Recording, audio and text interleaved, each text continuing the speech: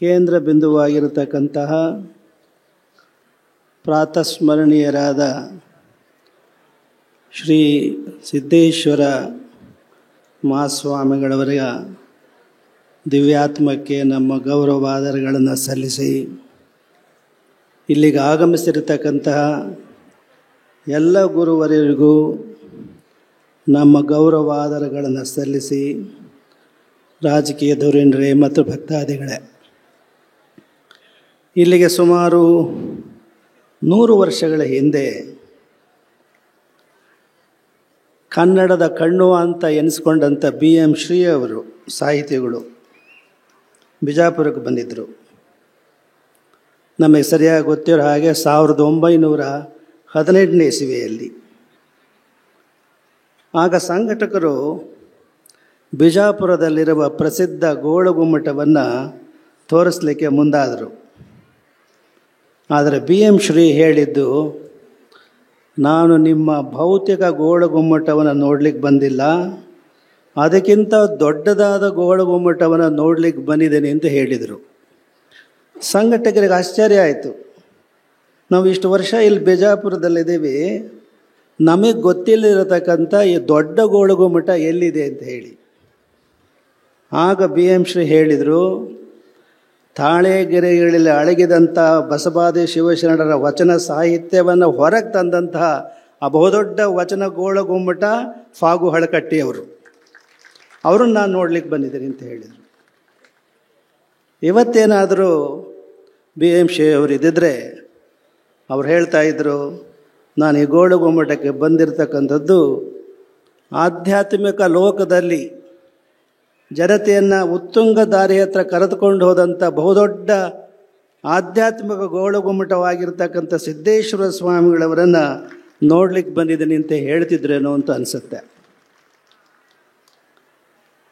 ನಮಗೆ ಈ ಸಂದರ್ಭದಲ್ಲಿ ನೆನಪಾಗ್ತಕ್ಕಂಥದ್ದು ಚನ್ನಬಸವಣ್ಣನವರ ಒಂದು ವಚನ,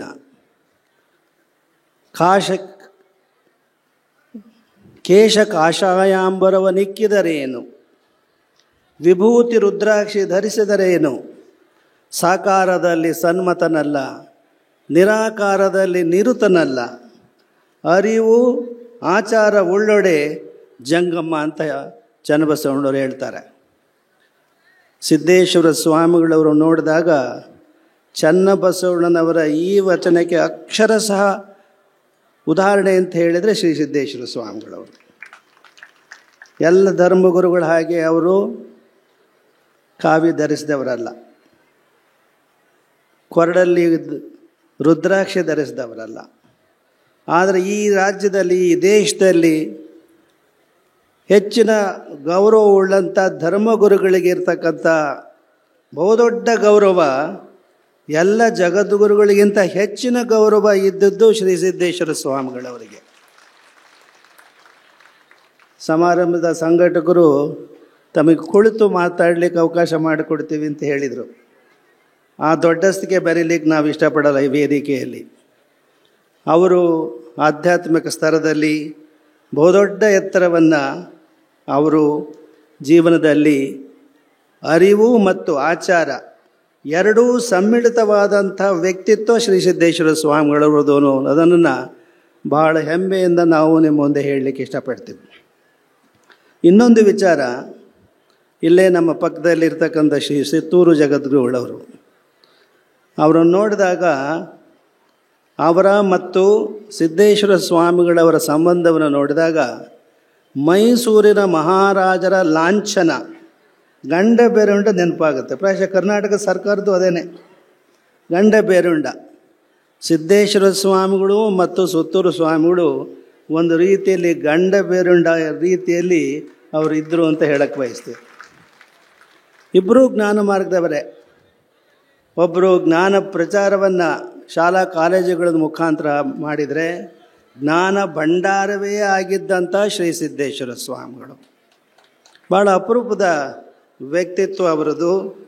ನಾವು ಕೊನೆಯದಾಗಿ ಇಲ್ಲಿ ದಾರಿಯಲ್ಲಿ ಬರುವಾಗ ನಾವು ನೋಡಿದ್ವಿ, ಹಾಗೆ ಕಾರ್ನರ್ ಬರುವಾಗ ನಮ್ಮ ಕಣ್ಣಿಗೆ ಬಿದ್ದದ್ದು ಒಂದು ಲಿಂಗಾಯತರ ಖಾನಾವಳಿ ಅಂತ, ಅಲ್ಲಿ ಎಲ್ಲೋ ಒಂದು ಬೋರ್ಡ್ ಇದೆ ಒಂದು ಹೋಟ್ಲಿಗೆ, ಲಿಂಗಾಯತ ಖಾನಾವಳಿ ಅಂತ. ಅದರ ಪಕ್ಕದಲ್ಲಿದ್ದದ್ದು ಸಿದ್ದೇಶ್ವರ ಸ್ವಾಮಿಗಳು ಚಿತ್ರ, ಭಾವಚಿತ್ರ.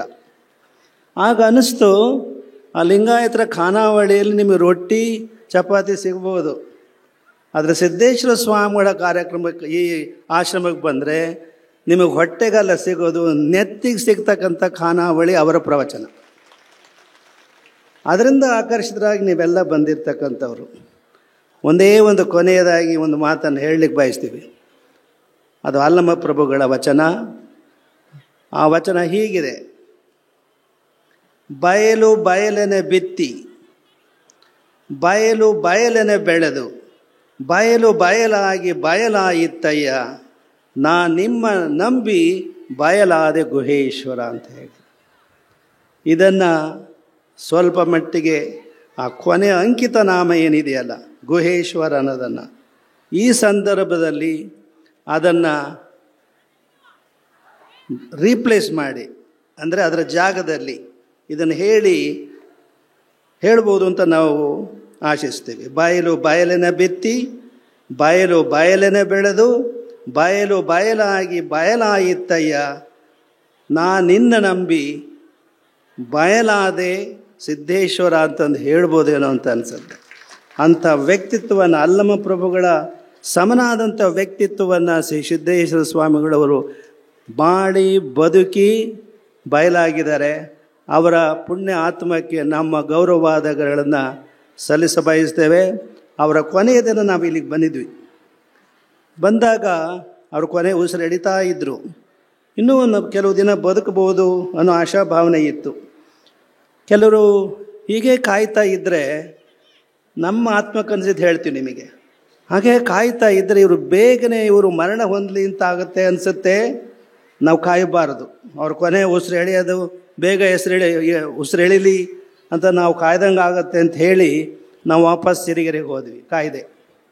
ಆದರೆ ಸಿರಿಗೆರೆ ಹೋಗಿ ನಮ್ಮ ಮಠದ ಮಹಾದ್ವಾರದ ಕಾಲು ಇಡ್ತಿದ್ದ ಹಾಗೇ ನಮಗೆ ದಾರುಣ ಸುದ್ದಿ ಬಂತು, ಅವರು ಕೊನೆ ಉಸಿರು ಎಳೆದ್ರು ಅಂತ ಹೇಳಿ.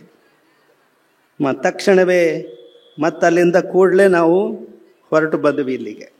ನಮ್ಮ ಸಿದ್ದೇಶ್ವರ ಸ್ವಾಮಿಗಳ ಬಗ್ಗೆ ಇದ್ದಂಥ ಅಂತರಂಗದ ಭಾವನೆಗಳನ್ನು ನಿಮ್ಮೊಂದಿಗೆ ಹಂಚಿಕೊಂಡು ಅವರ ಪವಿತ್ರ ಆತ್ಮಕ್ಕೆ ನಮ್ಮ ಗೌರವಾದರಗಳನ್ನು ಸಲ್ಲಿಸಿ ನಮ್ಮ ಈ ಮಾತುಗಳನ್ನು ಮುಕ್ತಾಯಗೊಳಿಸ್ತೇವೆ. ಸಿದ್ದೇಶ್ವರ ಮಹಾಸ್ವಾಮಿಗಳವರು ಸ್ವಯಂ ಪ್ರಕಾಶರಾಗಿದ್ದಂಥವರು. ಅದಕ್ಕೆ ಯಾವುದು ಪ್ರಕಾಶಮಾನದಿಂದ ವ್ಯಕ್ತಿ ಪ್ರತಿಫಲಿಸೋದಲ್ಲ, ತನ್ನ ಸ್ವಯಂ ವ್ಯಕ್ತಿತ್ವದಿಂದ ಜಗತ್ತಿನಲ್ಲೆಲ್ಲ ಪ್ರಕಾಶಮಾನವಾದಂತಹ ಜ್ಞಾನದ ಆಧ್ಯಾತ್ಮದ ಬೆಳಕನ್ನು ಬೀರಿದಂತಹವರು ಸಿದ್ದೇಶ್ವರ ಸ್ವಾಮೀಜಿ ಅಂತನವರು ನಮಗೆಲ್ಲ ವೇದ್ಯವಾದಂತಹ ಸಂಗತಿ. ಜನರಲ್ಲಿ ಅವರ ಲೌಕಿಕ ಆಸೆ ಆಮಿಷಗಳ ಜೊತೆಗೆ ಆಧ್ಯಾತ್ಮಿಕದ ಆಸೆಯನ್ನು, ಬೀಜವನ್ನು ಅವರ ಸಂಸರ್ಗಕ್ಕೆ ಬಂದಂತಹ ಸಮಸ್ತರ ಮನಸ್ಸಿನಲ್ಲೂ ಬಿತ್ತಿದಂತಹ ಅಪರೂಪದ ವ್ಯಕ್ತಿಗಳು ಸಿದ್ದೇಶ್ವರ ಸ್ವಾಮೀಜಿ ಅಂತ ಅನ್ನೋದು ನಮಗೆಲ್ಲ ಗೊತ್ತಿರುವಂತಹದ್ದು. ಪರುಷ ಮುಟ್ಟಿದ ಲೋಹದಂತೆ ಶರೀರ ಹೇಗೆ ಪರುಷ ಮುಟ್ಟಿದ ಲೋಹ ಎಲ್ಲ ಪರುಷವೇ ಆಗುತ್ತೋ, ಹಾಗೆ ಪೂಜ್ಯರ ಸಂಸಾರಕ್ಕೆ ಬಂದಂತಹವರೆಲ್ಲರೂ ಕೂಡ ಆಧ್ಯಾತ್ಮಿಕ ಜೀವನಕ್ಕೆ ಅವರನ್ನು ಪರಿವರ್ತಿಸಿಕೊಂಡಂತಹದ್ದು. ಅವರಲ್ಲಿರುವಂತಹ ಅನೇಕ ಎಲ್ಲ ಬೇಡವಾದಂತಹ ಭಾವನೆಗಳನ್ನು ಬಿಟ್ಟು ಸಚ್ಚಾರಿತ್ರ್ಯವನ್ನು, ಸದ್ಭಾವನೆಯನ್ನು ರೂಪಿಸಿಕೊಂಡಂತಹ ಅನೇಕ ಉದಾಹರಣೆಗಳನ್ನು ಅವ್ರ ಜೀವನದಲ್ಲಿ ಕಂಡುಕೊಂಡಂತಹವರು ತಿಳಿಸಿದ್ದಾರೆ. ಇಲ್ಲಿ ಪರಿಸರದ ಬಗ್ಗೆ ಈಗ ಮಾನ್ಯ ಪಾಟೀಲ್ ಹೇಳಿದ್ರು. ಇಲ್ಲಿ ಇಷ್ಟೆಲ್ಲ ಆಶ್ರಮದಲ್ಲಿ ಹಸಿರಿದೆ. ಅವರೆಲ್ಲೇ ಮಠಕ್ಕೆ ಹೋದ್ರು, ಯಾವುದೇ ಆಶ್ರಮಕ್ಕೆ ಓದ್ತಾ ಇದ್ದದ್ದು ಒಂದೇ ಹೇಳ್ತಾ ಇದ್ದದ್ದು, ಕಟ್ಟಡ ಕಟ್ಟೋದು ಮಠಕ್ಕೆ ಮುಖ್ಯ ಅಲ್ಲ, ಎಷ್ಟು ಮರ ಬೆಳೆಸ್ತಿರೋ ಅಷ್ಟು ಸಿರಿ ಸಂಪತ್ತನ್ನು ಬೆಳೆಸ್ದ ಹಾಗೆ ಅಂತ ಅನ್ನೋ ಮಾತನ್ನು ಎಲ್ಲ ಕಡೆ ಹೇಳ್ತಿದ್ರು. ಇಲ್ಲಿ ಒಬ್ಬರು ಅರಣ್ಯಾಧಿಕಾರಿಗಳಿದ್ದರು. ಅವ್ರು ಯಾವುದೋ ಸಂದರ್ಭದಲ್ಲಿ ಬಂದು, ಇಲ್ಲಿ ಜನ ಒತ್ತಡ ಇದೆ, ಯಾವುದೋ ಕಾರಣಕ್ಕಾಗಿ 4 ಮರ ತೆಗಿಬೇಕು, ಮರ ತೆಗೆದ್ರೆ ಸರಿ ಹೋಗುತ್ತೆ ಅಂತಂದ್ರುತ್ತೆ. ಸಿದ್ದೇಶ್ವರ ಸ್ವಾಮೀಜಿಯವರು ಹೇಳಿದ್ರು, ಮರ ಕಡಿಯೋದು ಬಿಟ್ಟು ಬೇರೆ ಏನಾದ್ರು ಹೇಳಿ ಒಪ್ತೀವಿ, ಮರ ಕಡಿಯೋಕ್ಕಾಗಲ್ಲ. ಇಲ್ಲಿ ಮರ ಅವ್ರು ಹೇಳಿದ ಮಾತು, ಮರ ಎಷ್ಟು ಕಷ್ಟ ಬೆಳೆಸಿದೆ ಅಂತಂದರೆ, ಇಲ್ಲೀಗ ನೀರಾವರಿ ಆಗಿದೆ ಸನ್ಮಾನ್ಯ ಮುಖ್ಯಮಂತ್ರಿಗಳು ಎಂ ಬಿ ಪಾಟೀಲ್ ಎಲ್ಲರ ಒಂದು ಸಹಕಾರದಿಂದ. ಒಂದು ಕಾಲದಲ್ಲಿ ಬಿಜಾಪುರ ಅಂತಂದರೆ ಬರದ ನಾಡು ಯಾವುದು ಅಂದರೆ ಬಿಜಾಪುರ ಅಂತನೋ ಹೆಸರಾಗಿದ್ದಂತಹದ್ದು. ಅವ್ರು ಹೇಳಿದ್ರಂತೆ, ನೀರಿಗೆ ಬರ ಇತ್ತು, ಕುಡಿಲಿಕ್ಕೆ ನೀರಿರಲಿಲ್ಲ, ಸ್ನಾನ ಮಾಡಲಿಕ್ಕೆ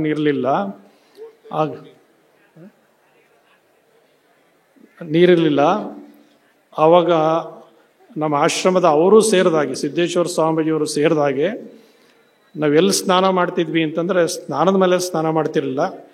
ಪ್ರತಿ ದಿವಸ ಒಂದೊಂದು ಮರದ ಕೆಳಗೆ ಕುಳಿತು ಸ್ನಾನ ಮಾಡ್ತಿದ್ವಿ, ಬೆಳಿಗ್ಗೆ ಸಾಯಂಕಾಲ. ಯಾತಕ್ಕೆ ಅಂದರೆ ಮರಕ್ಕೆ ನೀರು ಬೇಕು ಅಂತ. ಹಾಗೆ ಮರಕ್ಕೆ ನೀರುಣಿಸಿ ಮರಗಳನ್ನು ಬೆಳೆಸಿದಂಥವ್ರು ಪೂಜ್ಯ ಸಿದ್ದೇಶ್ವರ ಮಹಾಸ್ವಾಮೀಜಿಯವರು. ಅಂಥವರು ಇವತ್ತು ನಮ್ಮ ನಡುವೆ ಭೌತಿಕವಾಗಿ ಇಲ್ಲದೇ ಇರಬಹುದು. ಭೌತಿಕವಾಗಿರೋದು ಮುಖ್ಯ ಅಲ್ಲ, ಆದರೆ ಭೌತಿಕವಾಗಿ ನಮ್ಮ ಕಣ್ಣಿನಿಂದ ಮರೆಯಾದ ನಂತರ ಕೂಡ ಹೇಗೆ ಜನಮಾನಸದಲ್ಲಿ ಸ್ಥಿರವಾಗಿರ್ತಾರೆ ಅಂತಕ್ಕಂತಹದ್ದು ಬಹಳ ಮುಖ್ಯವಾಗಿ ಗಮನಿಸಬೇಕಾದಂತಹದ್ದು. ಹಾಗೆ ಪೂಜ್ಯ ಸಿದ್ದೇಶ್ವರ ಸ್ವಾಮಿಯವರು ಯಾವತ್ತಿಗೂ ಸ್ಥಿರವಾಗಿರ್ತಕ್ಕಂಥವ್ರು. ಅವರ ಸಂದೇಶಗಳು ಜಗತ್ತಿನ ಯಾವತ್ತಿಗೂ ಜನರಿಗೂ ಕೂಡ ಸಂಜೀವಿನಿಯಾಗಿರ್ತಕ್ಕಂಥದ್ದು. ಒಂದು ಮಾತೇನಿದೆ, ನಡೆದಂತೆ ನುಡಿ, ನುಡಿದಂತೆ ನಡೆ, ಅದೇ ಜನ್ಮ ಕಡೆ ಅಂತ ಅನ್ನೋ ಮಾತೇನಿದೆಯಲ್ಲ, ಅದಕ್ಕೆ ಒಂದು ಸಾಕ್ಷೀಭೂತರಾದಂಥವರು ಸಿದ್ದೇಶ್ವರ ಮಹಾಸ್ವಾಮೀಜಿಗಳು ಅಂತನ್ನೋದು ನಮಗೆಲ್ಲ ತಿಳಿದಿರುವಂತಹ ಸಂಗತಿ. ಇವತ್ತವರನ್ನು ಇಲ್ಲೆಲ್ಲ ಮಾತನಾಡ್ತಾ ಹೇಳಿದಾಗೆ ಅವರನ್ನು ಪ್ರಕೃತಿಯ ಸಮಸ್ತದಲ್ಲೂ ಕೂಡ ಅಕ್ಕ ಮಹಾದೇವಿ ಹೇಳುವಾಗ ವನವೆಲ್ಲ ನೀವೇ, ವನದೊಳಗಾಡುವ ತರುವೆಲ್ಲ ನೀವೇ ಅಂತ ನಮ್ಮ ಮಾತೇನಿದೆ. ನೀವು ಹೆಸರು ಕಂಡ್ರೆ ಸಿದ್ದೇಶ್ವರ ಸ್ವಾಮೀಜಿ ನೆನಪಾಗುತ್ತೆ. ಒಂದು ಪ್ರಕೃತಿಯನ್ನು ನೋಡಿದ್ರೆ ಸಿದ್ದೇಶ್ವರ ಸ್ವಾಮೀಜಿ ಆಗುತ್ತೆ. ಹಾಗೆ ಅವರ ಬದುಕು ಸಮಸ್ತ ಪ್ರಕೃತಿಯಲ್ಲಿ ಕೂಡ ಲೀನವಾಗಿರತಕ್ಕಂಥದ್ದು. ಅಲ್ಲಮ್ಮನನ್ನು ಕುರಿತು ಒಂದು ಮಾತು ಹೇಳ್ತಕ್ಕಂಥದ್ದುಂಟು, ಇದ್ದನಲ್ಲ ಇಲ್ಲದಂತೆ ಅಂತ. ಅಲ್ಲಮ್ಮ ಹೇಗಿದ್ದ ಅಂತಂದರೆ ಇರಬೇಕು ಇರಬಾರ್ದು ಹಾಗೆ. ಕಾಯಲಿಂಗಕ್ಕೆ ಆಕಾಶವೇ ಆಕಾಶಗಂಗೆಯಲ್ಲಿ ಮಜ್ಜನ ಅಂತಲೇ ಹೇಳಿದಾಗೆ ಅಂತಹ ಒಂದು ಬದುಕನ್ನು ನಡೆಸಿದಂಥವರು. ಈ ಜ್ಞಾನ ಯೋಗಾಶ್ರಮ ಜ್ಞಾನ ಮತ್ತು ಯೋಗಗಳ ಸಮನ್ವಯದ ಕೇಂದ್ರ. ಮಲ್ಲಿಕಾರ್ಜುನ ಸ್ವಾಮಿಗಳು ಎರಡನ್ನೂ ಸಮನ್ವಯಗೊಳಿಸಿ ಜನತೆಯಲ್ಲಿ ಧಾರ್ಮಿಕ ಪ್ರಜ್ಞೆಯನ್ನು ಮೂಡಿಸಿದಂಥವ್ರು. ಅವರ ಯಾವ ಜ್ಞಾನ ಯೋಗಾಶ್ರಮ ಅಂತ ಹೆಸರು ಬಂತೋ ಅದಕ್ಕೆ ಜ್ಞಾನಯೋಗಿಯೇ ಉತ್ತರಾಗಿ ಬಂದಂತಹದ್ದು ಈ ಆಶ್ರಮದ ಮತ್ತು ಜನತೆಯ ಒಂದು ಸುದೈವ ಹಾಗೆ ಅಂತ ಭಾವಿಸಬೇಕು. ಪೂಜ್ಯರು ಪೌರ್ವಾತ್ಯ ಮತ್ತು ಪಾಶ್ಚಿಮಾತ್ಯ ತತ್ವಜ್ಞಾನಗಳ ಅಪಾರವಾದಂತಹ ಆಳವಾದಂತಹ ಅನುಭವವನ್ನು ಪಡೆದಿದ್ದಂಥವ್ರು.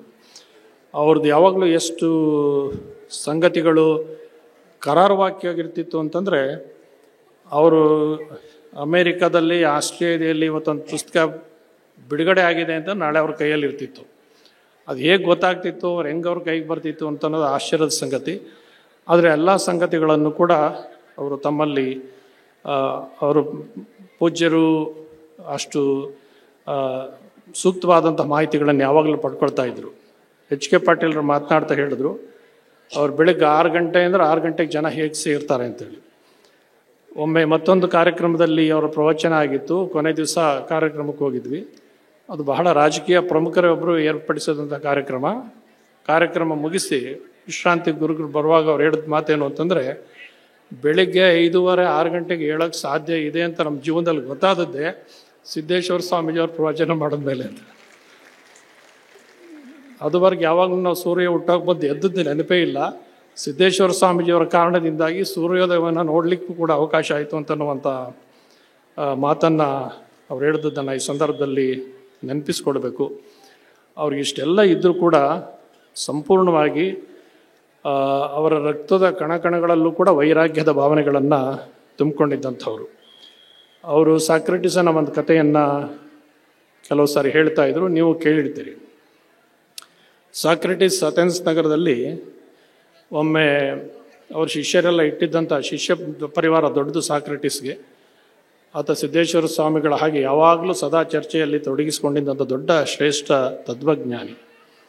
ಜನರಲ್ಲ ಮನಸ್ಸಲ್ಲಿರುವಂಥ ಅಂತರಂಗದಲ್ಲಿರುವಂತಹ ಆಧ್ಯಾತ್ಮಿಕ ಶಕ್ತಿಯನ್ನು ಪರಿಪುಟಗೊಳಿಸುವಂತಹ ಒಂದು ವಿಶೇಷವಾದಂತಹ ಚಾಲನಾ ಶಕ್ತಿ ಇದ್ದಂತಹ ಶ್ರೇಷ್ಠ ತತ್ವಜ್ಞಾನಿ ಸಾಕ್ರೆಟಿಸ್. ಅವನೊಮ್ಮೆ ಒಂದು ಅಥೆನ್ಸ್ ನಗರದಲ್ಲಿ ಮಾರುಕಟ್ಟೆಗೆ ಶಿಷ್ಯರಿಟ್ಟಂಥ ಅಂಗಡಿಗೆ ಹೋದನಂತೆ. ಅವ್ರಿಗೆಲ್ಲ ಶಿಷ್ಯರಿಗೆ ಭಾಳ ಆಶ್ಚರ್ಯ ಆಯಿತು. ಅಲ್ಲಿ ಕುಳಿತು ಚರ್ಚೆ ಮಾಡ್ತಿದ್ದ ಸಂತ ಏನು ಅಂಗಡಿಗೆ ಬಂದಲ್ಲ ಇವತ್ತು ಅಂತ. ಅವರು ಒಂದು ಅಂಗಡಿಗೆ ಹೋಗೋದು, ಅವ್ರ ಅಂಗಡಿಲಿ ಏನೇನು ಸಂಗತಿ ಇದೆ ಅಂತ ಎಲ್ಲ ಕುತೂಹಲದಿಂದ ನೋಡೋದು, ಅಲ್ಲಿಂದ ಮುಂದಿನ ಅಂಗಡಿಗೆ ಹೋಗೋದು. ಅಲ್ಲೂ ಪ್ರತಿಯೊಂದು ನೋಡಿದವ್ರು ಏನು ಅಂತಂದರೆ, ಅಂಗಡಿನಲ್ಲಿ ಸಾಕ್ರೆಟಿಸ್ ಏನೋ ಖರೀದಿ ಮಾಡ್ಲಿಕ್ಕೆ ಬಂದಿದ್ದಾರೆ, ಅವ್ರು ಬೇಕಾದ ಸಿಗ್ತಾ ಇಲ್ಲ ಅಂತ ಕಾಣುತ್ತೆ, ನೋಡ್ತಾ ಇದ್ದಾರೆ ಅಂತ. ಅವ್ರು ಸುಮಾರು ಅಂಗಡಿಗಳನ್ನು ಎಲ್ಲ ನೋಡಿ ಪ್ರತಿಯೊಂದು ಬಗ್ಗೆ ಇದೇನು ಅದೇನು ಅಂತ ಎಲ್ಲನೂ ಕೇಳಿದ್ರಂತೆ. ಆಮೇಲೆ ಎಲ್ಲಾದರೂ ಏನೂ ತಗೊಳ್ಳಿಲ್ಲ, ಅಷ್ಟು ಅಂಗಡಿಯನ್ನು ಸುತ್ತ ಮತ್ತು ವಾಪಸ್ ಬಂದರು ಸಾಕ್ರೆಟಿಸ್. ಆಮೇಲೆ ಅವ್ರ ಶಿಷ್ಯರು ಕೇಳಿದ್ರಂತೆ, ಗುರುಗಳ ಇಷ್ಟೆಲ್ಲ ಅಂಗಡಿ ಸುತ್ತಿದ್ರಿ, ಇಷ್ಟೆಲ್ಲ ನೋಡಿದ್ರಿ, ಏನು ಖರೀದಿ ಮಾಡಬೇಕಾಗಿತ್ತು? ಏನೂ ಇಲ್ಲ ಅಂತ. ಇಲ್ಲ, ಏನು ಖರೀದಿ ಮಾಡೋದಿಲ್ಲಪ್ಪ, ಸುಮ್ಮನೆ ಬಂದೆ. ಸುಮ್ಮನೆ ಯಾಕೆ ಬಂದ್ರಿ ಅಂದ್ಕಂತೆ, ನನಗೆ ಬೇಡವಾದ ವಸ್ತುಗಳು ಜಗತ್ತಿನಲ್ಲಿ ಏನೇನಿದೆ ಅಂತ ನೋಡ್ಲಿಕ್ಕೋಸ್ಕರ ಬಂದೆ ಅಂತ ಸಾಕ್ರೆಟಿಸ್ ಹೇಳಿದ್ರು. ನಾವು ಸ್ವಾಮೀಜಿಯವ್ರ ಜೊತೆ ಪ್ರವಾಸ ಮಾಡುವಾಗ ವಿರಾಮದ ಸಂದರ್ಭದಲ್ಲಿ ಅನೇಕ ಕಡೆಗಳಿಗೆ ಭೇಟಿ ಕೊಟ್ಟದ್ದುಂಟು. ಅವರೆಷ್ಟು ಕುತೂಹಲದಿಂದ ಪ್ರತಿಯೊಂದು ಸಂಗತಿಯನ್ನು ಕೇಳ್ತಿದ್ರು ಅಂದರೆ, ಯಾವುದಾದ್ರು ಒಂದು ವಸ್ತು ಸಿಕ್ಕಿದ್ರೆ ಆ ಪ್ರದೇಶದಲ್ಲಿ ಯಾರಿದ್ದಾರೆ ಅವ್ರು ಕರೆಯೋದು, ಏನ್ರಿ ಇದು, ಏನೋ ಇದಕ್ಕೆಷ್ಟು ಬೆಲೆ, ಇದೇನೇನು ಮಾಡುತ್ತೆ ಅಂತ ಪ್ರತಿಯೊಂದು ಕೇಳೋರು. ಅವ್ರಿಗೆ ಭಾಳ ಆಸಕ್ತಿ ಆಗ್ತದೆ, ಬುದ್ಧಿಯವ್ರಿಗೆ ಇದು ಆಸೆ ಪಟ್ಟಿದೆ ಅಂತೇಳಿ ಇದು ತಗೊಳ್ಳೋಣ ಬುದ್ಧಿ ಅಂತ ತಗೊಳ್ಳೋರು ಅವರು. ಅವ್ರು ಹೇಳ್ತಾರೆ ತಗೊಳ್ಳೋದು ಬೇಡ್ರಿ ಅಂತ. ಅಂದರೆ ಎಲ್ಲೂ ಯಾವುದಕ್ಕೂ ಅಪೇಕ್ಷೆ ಪಡೆದ ಸಂಪೂರ್ಣವಾದಂತಹ ವಿರಕ್ತ ಭಾವನೆಯನ್ನೇ ರಕ್ತದ ಕಣಕಣಗಳಲ್ಲಿ ತುಂಬಿಕೊಂಡಿದ್ದಂಥ ಒಬ್ಬ ಶ್ರೇಷ್ಠ ಸಂತ ಅಂತಂದರೆ ಅವರು ಸಿದ್ದೇಶ್ವರ ಸ್ವಾಮೀಜಿಯವರು ಅಂತನ್ನೋದು ನಮಗೆಲ್ಲ ಗೊತ್ತಿರುವಂತಹದ್ದು. ಈ ಸಂದರ್ಭದಲ್ಲಿ ಅವರ ಒಂದು ಸಂದೇಶವನ್ನು ನಾವು ಮರೆಯದೆ ಪಾಲಿಸಬೇಕಾದದ್ದು ಅಂತಂದರೆ, ಅವ್ರ ಪ್ರವಚನದಲ್ಲಿ ಹೇಳ್ತಾ ಇದ್ದಂತಹದ್ದು ಪರಮ ಪ್ರೇಮ ಅಂತ. ಇದೊಂದನ್ನು ಮಾತ್ರ ನೆನ್ಪಿಟ್ಕೊಳ್ಬೇಕು, ಮಿಕ್ಕದ್ದೆಲ್ಲ ಮರಿಬೋದು. ನಿನ್ನೆ ಕ್ಯಾಸೆಟ್ನಲ್ಲಿ ಕೂಡ ಅದೇ ಹೇಳಿದ್ದು, ಮನುಷ್ಯ ತನ್ನ ರಾಗದ್ವೇಷಗಳನ್ನೆಲ್ಲ ಬಿಟ್ಟು, ಆಸೆ ಆಮಿಷಗಳನ್ನೆಲ್ಲ ಬಿಟ್ಟು, ಭಗವಂತ ಕೊಟ್ಟಿರುವಂಥ ಸಾಮರ್ಥ್ಯವನ್ನು ಇನ್ನೊಬ್ಬರನ್ನು ಪ್ರೀತಿಸಲಿಕ್ಕೆ ಹೇಗೆ ತಾಯಿ ಮಗು ಮತ್ತು ತಾಯಿವಿನ ಸಂಬಂಧ ಇರುತ್ತೆ, ಹಾಗೆ ಮನುಷ್ಯನಲ್ಲಿ ಯಾವುದೇ ಇರ್ಬೋದು, ಅದನ್ನೆಲ್ಲ ಬಿಟ್ಟು ತನ್ನಿಂದ ಆದಂತಹ ಸಹಕಾರವನ್ನು ಇನ್ನೊಬ್ಬರಿಗೆ ಮಾಡುವಂತಹ, ಇನ್ನೊಬ್ಬರ ಕಷ್ಟದಲ್ಲಿ ನೆರವಾಗುವಂತಹ, ಒಬ್ಬ ದ್ವೇಷಿಯನ್ನು ಕೂಡ ಬೈದವರನ್ನ ಬಂಧುಗಳೆಮ್ಮೆ ಅಂತ ಬಸವಣ್ಣನ ಮಾತೇನಿದೆ, ಹಾಗೆ ಎಲ್ಲರನ್ನೂ ಕೂಡ ಆದರಾಭಿಮಾನಗಳಿಂದ ಕಂಡು ಅವರೂ ಕೂಡ ತನ್ನನ್ನು ಪ್ರೀತಿಸುವ ಹಾಗೆ ಮಾಡಬೇಕು ಅಂತನ್ನುವ ಸಂದೇಶವನ್ನು ಅವ್ರು ಹೇಳ್ತಾ ಇದ್ರು. ಅದು ನಿಸ್ವಾರ್ಥವಾದಂತಹ ಪ್ರೀತಿ, ಅದು ಸಾಮಾನ್ಯ ಪ್ರೀತಿ ಅಲ್ಲ, ನಿಸ್ವಾರ್ಥವಾದಂತಹದ್ದು, ಯಾವುದೇ ಪ್ರತಿಫಲವನ್ನು ನಿರೀಕ್ಷೆ ಮಾಡದೇ ಇರತಕ್ಕಂತಹದ್ದು. ಅದಕ್ಕೆ ಪರಮ ಪ್ರೇಮ ಅಂತ ಅವ್ರ ಭಾವರ್ಜನೆಗಳಲ್ಲಿ ಹೇಳ್ತಾ ಇದ್ರು. ಆ ಪರಮ ಪ್ರೇಮವನ್ನು ಪ್ರತಿಯೊಬ್ಬರು ಜೀವನದಲ್ಲಿ ಅಳವಡಿಸಿಕೊಂಡಿದ್ರೆ ದೇಶ ಜಗತ್ತು ಎಲ್ಲ ಸುಭಿಕ್ಷವಾಗಿ ಸಂತೋಷದಿಂದ ಇರಲಿಕ್ಕೆ ಸಾಧ್ಯ ಆಗುತ್ತೆ ಅಂತ ನಮ್ಮ ಮಾತನ್ನು ಹೇಳಿದ್ರು. ಅದನ್ನು ಸಮಸ್ತರೂ ಸಿದ್ದೇಶ್ವರ ಸ್ವಾಮಿಗಳು ಬಲ್ಲವರು ಆ ಒಂದು ಪರಮ ಪ್ರೇಮವನ್ನು ಬದುಕಿನಲ್ಲಿ ಅಳವಡಿಸ್ಕೊಳ್ಳುವಂಥ, ಎಲ್ಲರೂ ನನ್ನಂತೆ ಇವ ನಮ್ಮವ ಬಸವಣ್ಣನ ಸಂದೇಶಂತೆ ಜಗತ್ತಿನ ಸಮಸ್ತರನ್ನೂ ಕೂಡ ನನ್ನವರು ಅಂತ ಕಾಣುವ ಭಾವನೆಯನ್ನು ಬೆಳೆಸ್ಕೊಂಡ್ರೆ ಅದು ಹೆಚ್ಚು ಸಾರ್ಥಕವಾಗಿ ಬೆಳೀಲಿಕ್ಕೆ, ಅದು ನಿಜವಾಗಿ ಪೂಜ್ಯ ಸಿದ್ದೇಶ್ವರ ಸ್ವಾಮೀಜಿಯವರಿಗೆ ಸಲ್ಲಿಸುವಂತಹ ಗೌರವ ಆಗುತ್ತದೆ ಅಂತ ನಮ್ಮ ಮಾತನ್ನು ಹೇಳಿ, ಅವರ ಪ್ರವಚನ ಅಂತಂದರೆ ಅದೊಂದು ಮೋಡಿ ಮಾಡುವಂಥ ರೀತಿ ಇತ್ತು. ಪೂಜ್ಯ ಸಿರಿಗೆರೆಯ ತರಳಬಾಳ್ ಜಗದ್ಗುರುಗಳು ಇದೀಗ ಆಶೀರ್ವದಿಸಿದ್ರು. ಅವರು ಒಮ್ಮೆ ಸಿದ್ದೇಶ್ವರ ಪ್ರವಚನದಲ್ಲಿ ಒಂದು ಭಾಷಣದಲ್ಲಿ ಬಂದಿದ್ದರು. ಹಾಗೆ ರವಿಶಂಕರ್ ಗುರೂಜಿಯವರು ಆರ್ಟ್ ಆಫ್ ಲಿಂಗ್ ಅವರು ಒಂದು ಸುತ್ತೂರಿನಲ್ಲಿ ಕಾರ್ಯಕ್ರಮ ಇದ್ದಾಗ ಸಂಜೆ ಒಂದು ಸತ್ಸಂಗ, ಬಹಳ ಜನ ಇರಲಿಲ್ಲ. ಅವರಿಬ್ಬರು ಹೇಳಿದ ಮಾತೇನು ಅಂತಂದರೆ, ಸಿದ್ದೇಶ್ವರ ಸ್ವಾಮೀಜಿಯವ್ರು ಮಾತಾಡ್ತಾ ಇದ್ರೆ ಕೇಳ್ತಾನೆ ಇರಬೇಕು ಅಂತ ಅನ್ಸುತ್ತೆ, ನಿಲ್ಸಿದ್ರೆ ಯಾಕಪ್ಪ ನಿಲ್ಸಿದ್ರು ಅಂತ ಅನ್ಸುತ್ತೆ, ಅಷ್ಟು ಮೃದು ಮಧುರವಾದಂತಹ ಮಾತುಗಳನ್ನು ಅವ್ರು ಆಡ್ತಾರೆ ಅಂತ ಅನ್ನೋದು. ಪಂಡಿತ ಪಾಮರರಿಬ್ಬರಿಗೂ ಕೂಡ ಏಕಕಾಲಕ್ಕೆ ಸಮಾನವಾಗಿ ಗ್ರಹವಾಗುವಂಥ, ಅವ್ರು ಎಷ್ಟೇ ಕ್ಲಿಷ್ಟಕರವಾದ ಉಪನಿಷತ್ ಇರ್ಬೋದು, ವೇದಗಳಿರ್ಬೋದು, ಅಲ್ಲಮನ ವಚನಗಳಿರ್ಬೋದು, ಯಾರೇ 10 ಸರಿ ಓದಿದ್ರು ಕೂಡ ಅರ್ಥವಾಗದೇ ಇರುವಂಥ ಸಂಗತಿಗಳು ಬಂದರೂ ಕೂಡ ಅವ್ರು ಪ್ರವಚನ ಮಾಡಿದ್ರೆ ಅದನ್ನು ಓದಿ ಯಾರು ಅರ್ಥ ಮಾಡ್ಕೊಳ್ಲಿಕ್ಕೆ ಸಾಧ್ಯ ಆಗಿಲ್ಲವ್ರು ಅಂತ ಇದ್ರು. ಇಷ್ಟು ಸುಲಭವಾಗಿದೆಯಲ್ಲ ಅಲ್ಲಮನ ವಚನ, ನಮ್ಗೆ ಅರ್ಥವೇ ಆಗಲಿಲ್ವಲ್ಲ ಅನ್ನೋ ಸುಲಭಗ್ರಾಹಿಯಾಗಿ ಮಾಡುವಂಥ ಒಂದು ವಿಶೇಷವಾದಂಥ ಸಾಮರ್ಥ್ಯ, ಕಠಿಣತರವಾದದ್ದನ್ನು ಕೂಡ ಸುಲಭವಾಗಿ ಸಮಸ್ತ ಜನರಿಗೆ ತಲುಪಿಸುವ ಒಂದು ವಿಶಿಷ್ಟವಾದಂತಹ ಒಂದು ಸಾಮರ್ಥ್ಯ ಅವರಲ್ಲಿತ್ತು. ಅಂತಹ ಪೂಜ್ಯರು ನಮ್ಮ ನಡುವೆ ಭೌತಿಕವಾಗಿ ಇಲ್ಲದೇ ಇರಬಹುದು, ಅವರ ಸಂದೇಶ ಶಾಶ್ವತವಾಗಿದೆ, ಅವರ ವ್ಯಕ್ತಿತ್ವದ ನೆನಪುಗಳು ಸದಾ ಶಾಶ್ವತವಾಗಿರುತ್ತೆ. ಅದನ್ನು ಜೀವನದಲ್ಲಿ ಅಳವಡಿಸ್ಕೊಳ್ಳುವ ಪ್ರಯತ್ನ ಮಾಡಿದಾಗ ಮನುಷ್ಯನ ಬದುಕು ಸಾರ್ಥಕವಾಗಿ ಬೆಳೀಲಿಕ್ಕೆ ಸಾಧ್ಯ ಆಗುತ್ತೆ ಅಂತೇಳಿ ಈ ಕಾರ್ಯಕ್ರಮವನ್ನು ಆಯೋಜಿಸಿದಂತಹ ಪೂಜ್ಯರುಗಳು ಮತ್ತು ಸಮಸ್ತರನ್ನು ಈ ಸಂದರ್ಭದಲ್ಲಿ ಅಭಿನಂದಿಸಿ, ಮಾನ್ಯ ಮುಖ್ಯಮಂತ್ರಿಗಳಿಗೆ ಅವರ ಬಗ್ಗೆ ಸಿದ್ದರಾಮಯ್ಯನವರಿಗೆ ಅಪಾರವಾದಂತಹ ಗೌರವ ಇತ್ತು. ಅವರು ಸುತ್ತೂರಿನಲ್ಲಿ ಪೂಜ್ಯ ರಾಜೇಂದ್ರ ಸ್ವಾಮಿಯವರ ಶತಮಾನೋತ್ಸವಕ್ಕೆ ಬಂದಿದ್ದರು. ಅವ್ರು ಬಂದ ಮೇಲೆ ಇನ್ವಿಟೇಷನ್ ತೆಗೆದ್ರು ಸಿದ್ದರಾಮಯ್ಯನವರು. ಅಲ್ಲಿ ಸಿದ್ದೇಶ್ವರ ಸ್ವಾಮೀಜಿ ಅವ್ರ ಹೆಸರಿತ್ತು. ಅವ್ರ ಅಕ್ಕಪಕ್ಕ ಹಿಂಗೆ ನೋಡಿದ್ರು, ಸ್ವಾಮೀಜಿ ಎಲ್ಲಿ ಸಿದ್ದೇಶ್ವರ ಸ್ವಾಮೀಜಿ ಇಲ್ವಲ್ಲ ಅಂತಂದರು. ಅವ್ರು ಬರೋ ಸಮಯಕ್ಕೆ ಸರಿಯಾಗಿ ಅವರು ಕಾರ್ಯಕ್ರಮದಲ್ಲಿ ಮಾತನಾಡಿ ಅವ್ರು ಬರ್ತಾರೆ, ನಾ ಕೆಳಗಡೆ ಕೂತ್ಕೊಂಡು ಅವ್ರ ಮಾತು ಕೇಳ್ತೀನಿ ಅಂತ ಸಭಿಕರು ಹಾಗೆ ಅಲ್ಲಿ ಬಂದು ಕುಳಿತಿದ್ರು. ಆಮೇಲೆ ನೋಡಿದ ಕೂಡಲೇ ಅವ್ರು ವೇದಿಕೆಯಿಂದನೇ ನಮಸ್ಕಾರ ಮಾಡಿದ್ರು. ಅವ್ರಿಗೆ ಅಪಾರವಾದಂತಹ ಗೌರವ ಪೂಜ್ಯ ಸಿದ್ದೇಶ್ವರ ಸ್ವಾಮೀಜಿಯವರಲ್ಲಿ ಇದ್ದಂಥವರು. ಅವ್ರ ಈ ಕಾರ್ಯಕ್ರಮಕ್ಕೆ ವಿಶೇಷವಾಗಿ ಅದಕ್ಕೋಸ್ಕರನೇ ಬಂದಿರತಕ್ಕಂಥದ್ದು ಪೂಜ್ಯರ ಮೇಲೆ ಅವ್ರಿಗಿಟ್ಟಿರೋಂತಕ್ಕಂಥ ಗೌರವದ ಒಂದು ಸಂಕೇತವಾಗಿದೆ ಅಂತ ಮಾತನ್ನು ಹೇಳಿ, ಅನೇಕ ಸಚಿವರು ಮಾನ್ಯ ಪಾಟೀಲರು ಒಂದು ಪ್ರಸ್ತಾಪವನ್ನು ಮಾಡಿದ್ದಾರೆ. ಅವ್ರ ಹೆಸರಿನಲ್ಲಿ ಏನು ಮಾಡಬೇಕು ಅಂತೇಳಿಲ್ಲ, ಒಂದು ಬೃಹತ್ತಾದಂತಹ ಸಸ್ಯರಾಶಿಯನ್ನು ಈ ಸಮೀಪದಲ್ಲಿ ಬೆಳೆಸಬೇಕು, ಅದೊಂದು ಅರಣ್ಯವಾಗಿ ಬೆಳಿಬೇಕು. ಅದರ ಕಾರಣದಿಂದಾಗಿ ಈ ಬಿಜಾಪುರ ಯಾವತ್ತೂ ಬಿಸಿಲಿಗೆ ಒಳಗಾಗದ ಹಾಗೆ ಒಂದು ಕಾಡನ್ನು ಬೆಳೆಸಿ ಅಂತಂದರೆ ಬಿಜಾಪುರ ಯಾವಾಗಲೂ ತಂಪಾಗಿರುತ್ತೆ ಅಂತೇಳಿ ಇಲ್ಲಿ ಸಿದ್ದೇಶ್ವರ ಸ್ವಾಮೀಜಿಯವರು ಮಾನಸಿಕ ತಂಪನ್ನು ನೀಡಿದರೆ, ಹಾಗೆ ಒಂದು ಪ್ರಾಕೃತಿಕವಾಗಿ ಸದಾ ತಂಪಾಗಿರುವಂತಹ ಒಂದು ಸಸ್ಯರಾಶಿ ಬೆಳೆಸಬೇಕು ಅನ್ನುವ ಸಂಕಲ್ಪದ ಮಾತುಗಳನ್ನು ಹೇಳಿದ್ದಾರೆ. ಅದೆಲ್ಲರ ಪ್ರಯತ್ನದಿಂದ ಆಗಿ ಒಂದು ಪ್ರಕೃತಿ ಸಮೃದ್ಧಿ ಬೆಳೆಯಲಿ ಅಂತ ನಾನು ಆಶಯವನ್ನು ವ್ಯಕ್ತ ಮಾಡಿ, ಪೂಜ್ಯರುಗಳ ಕೃಪೆ ನಿಮಗೆಲ್ಲ ಸದಾಕಾಲ ಇರಲಿ ಅಂತ ಹಾರೈಸಿ 4 ಮಾತಿಗೆ ವಿರಾಮ. ಬಸವಣ್ಣನವರು ಒಂದು ಮಾತು ನೆನಪರ್ತದೆ, ವಚನದಲ್ಲಿ ನಿಮ್ಮ ನಾಮಾಮೃತ ತುಂಬಿ, ಮನದಲ್ಲಿ ನಿಮ್ಮ ನೆನಹು ತುಂಬಿ, ಕಿವಿಯಲ್ಲಿ ನಿಮ್ಮ ಕೀರುತಿ ತುಂಬಿ, ಕೂಡಲ ಸಂಗಮ ದೇವ ನಿಮ್ಮ ಚರಣ ಕಮಲದೊಳಗಾನು ತುಂಬಿ ಅನ್ನುವಂತೆ ಇವತ್ತಿನ ದಿನದಲ್ಲಿ ನಮ್ಮ ಕಣ್ಣಿನಲ್ಲಿ ಪೂಜ್ಯ ಸಿದ್ದೇಶ್ವರ ಅಪ್ಪಾಜಿಯವರ ಮೂರ್ತಿ ತುಂಬಿದೆ, ಕಿವಿಯಲ್ಲಿ ಅವರ ನಾಮಸ್ಮರಣೆ ತುಂಬಿದೆ, ಅವ ಮಾತಿನಲ್ಲಿ ಅವರ ನಾಮಸ್ಮರಣೆ ಇದೆ. ಅದೆಲ್ಲವನ್ನು ಹೇಳಲಿಕ್ಕೆ ಬಹಳ ಸಂತೋಷ ಅನ್ನಿಸ್ತಾ ಇದೆ. ಈಗ ಸಮಯದ ಅಭಾವಿದೆ. ಈ ಕಾರ್ಯಕ್ರಮಕ್ಕೆ ನಮ್ಮೆಲ್ಲರಿಗೂ ಗೊತ್ತಿರುವಂಥದ್ದು, ಇದು ಭಕ್ತರಿಂದ ಈ ಆಶ್ರಮ ಬೆಳೆದಿರುವಂಥದ್ದು. 40 ವರ್ಷದ ಹಿಂದೆ ಪೂಜ್ಯ ಮಲ್ಲಿಕಾರ್ಜುನ ಮಹಾಸ್ವಾಮಿಗಳು ಇಲ್ಲಿ ಬಂದು ನೆಲೆಸಿದಾಗ ಒಬ್ಬ ಭಕ್ತ ಬಂದು ಕೇಳ್ತಾ ಇದ್ದಾನೆ. ಏನು ಕೇಳ್ತಾನಂದ್ರೆ, ಅಪ್ಪಗೋಳ ಬಿಜಾಪುರದಿಂದ 5 ಕಿಲೋಮೀಟರ್ ಇದು ಆಶ್ರಮ, ಇಲ್ಲಿ ಯಾರು ಬರ್ತಾರ್ರಿ, ಇಲ್ಲಿ ಯಾಕೆ ಆಶ್ರಮ ಮಾಡಿದ್ರಿ ಅದನ್ನು ತಿಳ್ಕೊಂಡು ಒಬ್ಬ ಭಕ್ತ ಕೇಳಿದಾಗ ಮಲ್ಲಿಕಾರ್ಜುನ ಮಹಾಸ್ವಾಮಿಗಳೊಂದು ಮಾತನ್ನು ಹೇಳ್ತಾರ, ಈ ಆಶ್ರಮಕ್ಕೆ, ಜ್ಞಾನಯೋಗ ಆಶ್ರಮಕ್ಕೆ ಬರೀ ವಿಜಾಪುರದರಲ್ಲಪ್ಪ, ವಿದೇಶವರು ಕೂಡ ಬರ್ತಾರನ್ನಂತ ಮಾತನ್ನ ಪೂಜ್ಯ ಮಲ್ಲಿಕಾರ್ಜುನ ಮಹಾಸ್ವಾಮಿಗಳು ಇದನ್ನ ಹೇಳಿದ್ರು.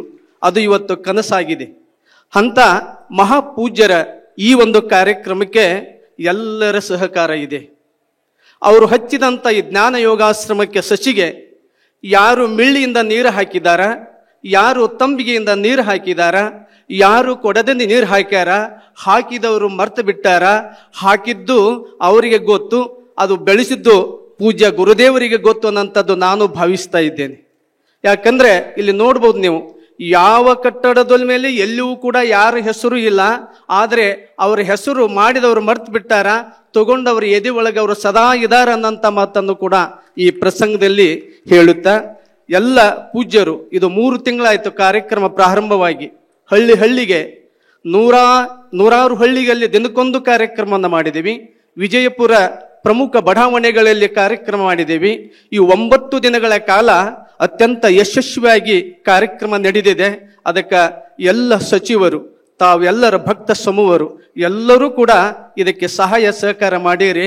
ಹೇಳಿದ್ನೆಲ್ಲ, ಯಾರಿಗೆ ಒಂದು ಮಿಳ್ಳಿಯಿಂದ ನೀರು ಹಾಕ್ತಾರಿ, ಅದು ಆಗ್ಯದ, ತಂಬಿಗೆಯಿಂದ ಹಾಕಿರಿ, ಅದು ದೊಡ್ಡದು, ಕೊಡದಿಂದ ಕೂಡ ಹಾಕಿರಿ, ಯಾರು ಹಾಕಿದ್ರು ಕೂಡ ನಾನು ಹಾಕಿನಿ ಅನ್ನಲಾರ್ದಂದೆ ಈ ಕಾರ್ಯಕ್ರಮ ಇವತ್ತು ಸಾಕ್ಷಿ ಆಗ್ತಾ ಇದೆ. ಅದಕ್ಕೆ ಈ ಕಾರ್ಯಕ್ರಮಕ್ಕೆ ತಾವೆಲ್ಲರೂ ಬಂದಿರಿ. ವಿಶೇಷವಾಗಿ ಅಪ್ಪುಗಳ ಬಗ್ಗೆ ಹೇಳ್ಬೇಕಂದ್ರೆ, ಪಕ್ಷ ಅತೀತವಾಗಿ, ಜಾತಿ ಅತೀತವಾಗಿ ಇದ್ರು ಅನ್ನೋದಕ್ಕೆ ಇವತ್ತಿನ ಕಾರ್ಯಕ್ರಮ ಸಾಕ್ಷಿ ಆಗ್ತಾ ಇದೆ. ಯಾಕಂದ್ರೆ ಅಪ್ಪುಗಳು ಬಯಲಾಗಿ ಹೋದ ವರ್ಷ ಬಸವರಾಜ ಬೊಮ್ಮಾಯಿ ಅವರು ಮುಖ್ಯಮಂತ್ರಿ ಇದ್ರು. ಆದ್ರೆ ಇವತ್ತು ನಮ್ಮ ಕರ್ನಾಟಕದ ಮುಖ್ಯಮಂತ್ರಿ ಸಿದ್ದರಾಮಯ್ಯ ಬಂದಾರಂದ ಮೇಲೆ ಅದು ಪಕ್ಷಾತೀತವಾಗಿ ಅಪ್ಪುಗಳ ಬದುಕು ಇತ್ತು ಅನ್ನೋದಕ್ಕೆ ಇದು ವೇದಿಕೆ ಸಾಕ್ಷಿ ಆಗ್ತದೆ ಅನ್ನಂತ ಮಾತನ್ನ ಹೇಳುತ್ತಾ, ಎಲ್ಲ ಪೂಜ್ಯರಿಗೆ ಹಾಗೂ ಎಲ್ಲ ಸಚಿವರಿಗೆ, ಮುಖ್ಯಮಂತ್ರಿಗಳ ಆದಿಯಾಗಿ ಜಗದ್ಗುರುಗಳವರಿಗೆ ತಮ್ಮೆಲ್ಲರಿಗೂ ಶರಣಾರ್ಥಿ ಹೇಳಿ ನನ್ನ ಮಾತಿಗೆ ವಿರಾಮ ಮಾಡ್ತೀನಿ.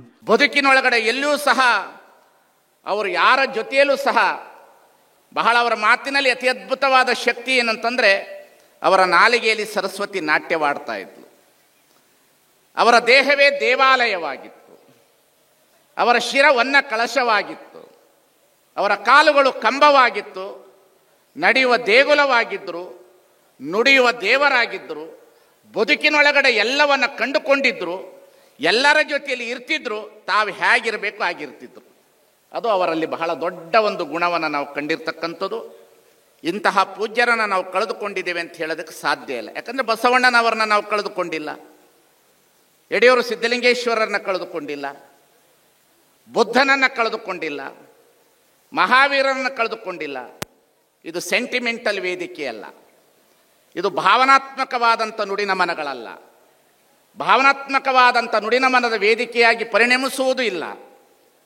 ಕಾರಣ ಏನು ಅಂತಂದರೆ, ನಮ್ಮ ಹಿರಿಯರಿಟ್ಟಿರ್ತಕ್ಕಂತಹ ಸಂಸ್ಕೃತಿ ಸಂಸ್ಕಾರವನ್ನು ಹೇಗೆ ಜವಾಬ್ದಾರಿತವಾಗಿ ತೆಗೆದುಕೊಂಡು ಹೋಗಬೇಕನ್ನತಕ್ಕಂತಹ ನಮ್ಮೆಲ್ಲ ಇವತ್ತಿನ ಸಾಧಕರಿಗೆ, ಇಲ್ಲಿರ್ತಕ್ಕಂಥ ಜನಾಂಗದವರಿಗೆ, ಇಲ್ಲಿರ್ತಕ್ಕಂಥ ಸಮಾಜದವರಿಗೆ ಹೇಗೆ ಇರಬೇಕನ್ನತಕ್ಕಂಥ ಮಾರ್ಗವನ್ನು ತೋರಿಸಿದಾರಲ್ಲ, ಆ ಮಾರ್ಗವನ್ನು ಗಟ್ಟಿಗೊಳಿಸಬೇಕು, ಉಳಿಸಬೇಕು, ಬೆಳೆಸಬೇಕು, ಸಮಾಜಕ್ಕೆ ತಿಳಿಸಬೇಕನ್ನತಕ್ಕಂಥದ್ದೇ ಈ ವೇದಿಕೆಯ ಸಂದೇಶ ಅನ್ನತಕ್ಕಂಥದ್ದನ್ನು ನಾವು ಅರ್ಥ ಮಾಡಿಕೊಳ್ಳಬೇಕಾಗ್ತದೆ ಅನ್ನತಕ್ಕಂಥ ಮಾತನ್ನು ಹೇಳ್ತಾ, ಪರಮ ಪೂಜ್ಯರನ್ನು ಹೊಗಳೋದಕ್ಕೇನಿಲ್ಲ. ನಮ್ಮ ಪರಮ ಪೂಜ್ಯ ಲಿಂಗಾನಂದ ಮಹಾಸ್ವಾಮಿಗಳು ಪರಮ ಪೂಜ್ಯ ಮಲ್ಲಿಕಾರ್ಜುನ ಮಹಾಸ್ವಾಮಿಗಳ ಶಿಷ್ಯರು. ಮಲ್ಲಿಕಾರ್ಜುನ ಮಹಾಸ್ವಾಮಿಗಳ ಶಿಷ್ಯರು ಲಿಂಗಾನಂದ ಸ್ವಾಮಿಗಳು. ಮಲ್ಲಿಕಾರ್ಜುನ ಮಹಾಸ್ವಾಮಿಗಳ ಶಿಷ್ಯರು ಜ್ಞಾನಯೋಗಿ ಸಿದ್ದೇಶ್ವರ ಮಹಾಸ್ವಾಮಿಗಳು. ಲಿಂಗಾನಂದ ಸ್ವಾಮಿಗಳು ಒಂದು ಮಾತನ್ನು ಹೇಳ್ತಿದ್ರು. ಇದೇ ಬಿಜಾಪುರದಲ್ಲಿ ಪ್ರವಚನ ಪ್ರಾರಂಭ ಆಗುವಾಗ ಡಾಕ್ಟರ್ ಎಸ್ ಜಿ ನಾಗಲೋಟಿ ಮಠರವರು ಕಾರ್ಯಕ್ರಮನ ಉದ್ಘಾಟನೆ ಮಾಡಲಿಕ್ಕೆ ಬಂದಿದ್ದರು. ಆ ಸಂದರ್ಭದಲ್ಲಿ ಒಂದು ಮಾತನ್ನು ಹೇಳಿದ್ರು. ಸಿದ್ದೇಶ್ವರ ಸ್ವಾಮಿಗಳ ಪ್ರವಚನ ಉದ್ಘಾಟನೆ ಮಾಡಿದ್ರು ಲಿಂಗಾನಂದ ಸ್ವಾಮಿಗಳದು. ಆವಾಗ ಲಿಂಗಾನಂದ ಸ್ವಾಮಿಗಳು ಹೇಳಿದ್ರು, ನಮ್ಮ ಪರಂಪರೆ ಒಳಗಡೆ, ನಮ್ಮ ಮಠದ ಪರಂಪರೆ ಒಳಗಡೆ, ನಮ್ಮ ಸ್ವಾಮೀಜಿ ಪರಂಪರೆ ಒಳಗಡೆ, ಈ ಜಗತ್ತಿನ ಪರಂಪರೆ ಒಳಗಡೆ ನಮ್ಮ ಪರಮ ಪೂಜ್ಯ ಸಿದ್ದೇಶ್ವರ ಸ್ವಾಮೀಜಿಗಳು ಚಿಕ್ಕ ತಮ್ಮ ಚೊಕ್ಕ ಚಿನ್ನ ಅನ್ನತಕ್ಕಂಥ ಮಾತನ್ನು ಹೇಳಿ. ಚಿಕ್ಕ ತಮ್ಮ ಚೊಕ್ಕ ಚಿನ್ನ ಅಂತ. ಹಾಗಾಗಿ ಅದು ಚಿನ್ನವೇ, ಅದು ಯಾವ ಕಾಲದಲ್ಲೂ ಸಹ ಕರಗಿಸಿದ್ರೆ ಯಾವ ರೀತಿಯಲ್ಲೂ ಆಭರಣ ಆಗ್ತದೆ, ಅದಕ್ಕೆ ಬೆಲೆ ಇದೆ ಅನ್ನತಕ್ಕಂಥ ಮಾತನ್ನು ಹೇಳ್ತಾ, ಪರಮ ಪೂಜ್ಯರನ್ನು ಸಂತೋಷದಿಂದ ನಾವು ನಿಮ್ಮ ನೆನಹಾದಾಗಲೇ ಉದಯ ಅನ್ನತಕ್ಕಂಥ ರೀತಿಯಲ್ಲಿ ನೆನೆಸೋಣ. ಕೇವಲ ಅವರ ನಡೆನುಡಿಗಳು ಅನ್ನೋದಕ್ಕಿಂತ ನಮ್ಮಲ್ಲಿ ಏನಾದರೂ ತಪ್ಪುಗಳಿದ್ದರೆ ಅವರಿಂದ ಪಡೆದುಕೊಂಡು ತಿದ್ದುಕೊಂಡು ಬದುಕುವುದೇ ಈ ನುಡಿನ ಮನದ ಸಂದೇಶ ಅನ್ನತಕ್ಕಂಥ ಮಾತನ್ನು ಮತ್ತೊಮ್ಮೆ ನಾವು ನೀವೆಲ್ಲರೂ ಅರ್ಥ ಮಾಡಿಕೊಳ್ಳೋಣ ಅನ್ನತಕ್ಕಂಥ ಮಾತನ್ನು ಹೇಳ್ತಾ, ಕೊನೆಯ ದಿವಸ ಅವರ ಜೊತೆಯಲ್ಲಿ ಹಾಡಿದ ಹಾಡನ್ನು ಹಾಡಿ ನನ್ನ ಮಾತನ್ನು ಮುಗಿಸ್ತೇನೆ. ದೇವ ನಿನ್ನ ನೆನಹಿನಲ್ಲಿ ಮನವ ಅರಳಿಸೋ, ದಿನವೂ ಬಾಳ ಬೆಳಗಿಸೋ ದೇವ, ಮನವ ಅರಳಿಸೋ. ಎದೆಯ ಎದೆಯ ಎದೆಯ ತೆರೆದು ಕಣ್ಣಿನಲ್ಲಿ ಕಾಂತಿ ಸುರಿದು, ಎದೆಯ ಎದೆಯ ಎದೆಯ ತೆರೆದು ಕಣ್ಣಿನಲ್ಲಿ ಕಾಂತಿ ಸುರಿದು, ಭಾವದಲ್ಲಿ ರೂಪ ಬೆರೆದು ಒಲವರಳಿಸೋ ದೇವ, ಬಾಳ ಬೆಳಗಿಸೋ ದೇವ. ನಿನ್ನ ನೆನಹಿನಲ್ಲಿ ಮನವ ಅರಳಿಸೋ, ದಿನವೂ ಬಾಳ ಬೆಳಗಿಸೋ ದೇವ, ಮನವ ಅರಳಿಸೋ. ಇದೇ ಬೇಡುವುದು, ಇದನ್ನೇ ಕೇಳುವುದು, ಇದನ್ನೇ ನೋಡುವುದು, ಇದನ್ನೇ ಆನಂದಿಸುವುದು. ಸರ್ವರಿಗೂ ಶರಣಾರ್ಥಿ. ಅನುಕ್ಷಣದ ಸುದ್ದಿಗಳಿಗಾಗಿ ವಿಸ್ತಾರ ನ್ಯೂಸ್ ಯೂಟ್ಯೂಬ್ ಚಾನೆಲ್ ಸಬ್ಸ್ಕ್ರೈಬ್ ಮಾಡಿ. ಹೊಸ ಸುದ್ದಿಗಳ ನೋಟಿಫಿಕೇಶನ್ಗಾಗಿ ಬೆಲ್ ಐಕಾನ್ ಕ್ಲಿಕ್ ಮಾಡಿ. ಲೇಟೆಸ್ಟ್ ಅಪ್ಡೇಟ್ಸ್ಗಾಗಿ www.vistaranews.com ವೆಬ್ಸೈಟ್ಗೆ ವಿಸಿಟ್ ಮಾಡಿ. ಅಂಗೈಯಲ್ಲೇ ಜಗತ್ತಿನ ಸುದ್ದಿ ತಿಳಿಯಲು ವಿಸ್ತಾರ ನ್ಯೂಸ್ ಕನ್ನಡ ಆಪ್ ಡೌನ್ಲೋಡ್ ಮಾಡಿ.